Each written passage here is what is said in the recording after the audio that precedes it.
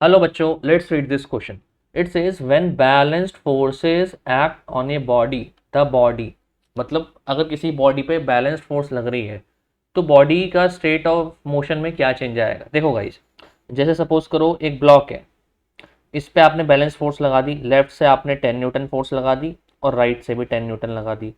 तो ये जो ब्लॉक है ये इनिशियली रेस्ट पे था ना, तो ये रेस्ट पे ही रहेगा, मूव थोड़ी करेगा. क्योंकि नेट फोर्स जीरो है, मतलब इस पे बैलेंस्ड फोर्स लग रही है. नेट फोर्स कितनी है? 0 न्यूटन, राइट. अब सपोज करो ये ब्लॉक इनिशियली किसी वेलोसिटी से मूव कर रहा था, या फिर सपोज करो 2 मीटर पर सेकेंड से मूव कर रहा था.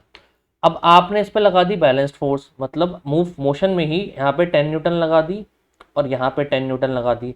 तो गाइज क्या इसकी वेलोसिटी में चेंज आएगा? नहीं, कोई चेंज नहीं आएगा. क्यों? क्योंकि गाइज अब भी तो नेट फोर्स जीरो है.